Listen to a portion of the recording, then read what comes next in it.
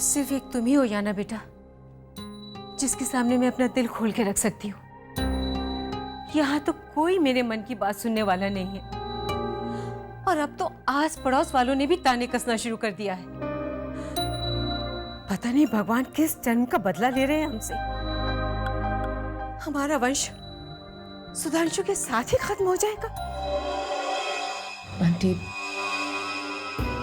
मैं समझ सकती हूँ आपकी फीलिंग्स को। मैंने तो सुना है कि जिस परिवार में कोई वारिस नहीं होता वो श्रापित हो जाता है।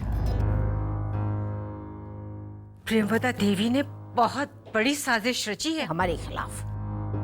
अपना दुर्भाग्य हमारे नाम लिख दिया।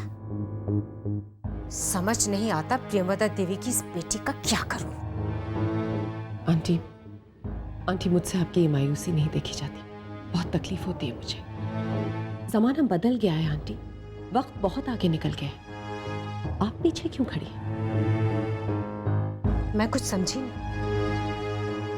मेरे कहने का ये मतलब है कि एक रास्ता है जिससे आपके परिवार को वारिस भी मिल जाएगा और आपकी प्रॉब्लम हमेशा के लिए सॉल्व हो जाएगी। लेकिन उसके लिए आपको अपने दिल को जरा मजबूत करना होगा। क्या रास्ता है? मैं अपने वंश को बचाने के लिए कुछ भी कर सकती हूँ। आप सुधांशु की दूसरी शादी करा दीजिए। आपके पास तो अच्छी खासी वजह है कि आपकी बहू को बच्चा नहीं हो सकता।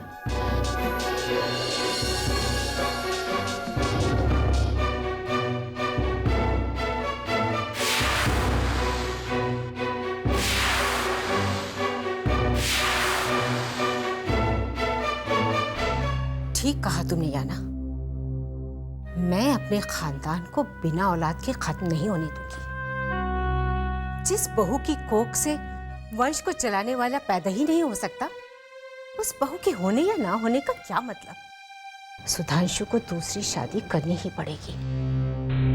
बुढ़िया, अब तुम अपने सुधांशु की दूसरी शादी के बारे में सोचो। मैं तुम्हारी बहू के दिमाग में एक दूसरी बात सेट करती हूँ। ये लो। Thank you. मैं यहाँ तुम्ही से मिलने आई थी। अभी तुम्हारे बारे में ही बात कर रही थी आंटी से। बैठो ना।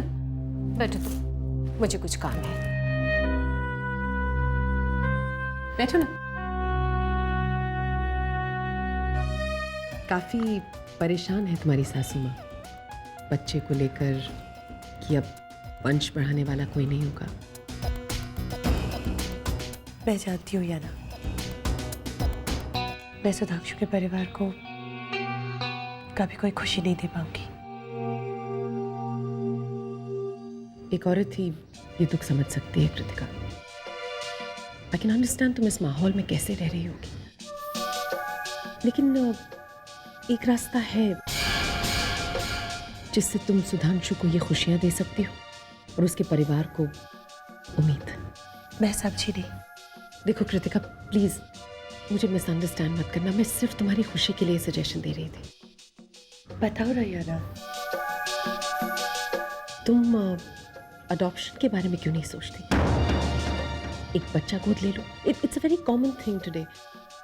इससे तुम सुधांशु को उसकी खुशियां दे पाओगी और इस परिवार को एक वारिस, तुम्हें जीने का एक मकसद मिल जाएगा।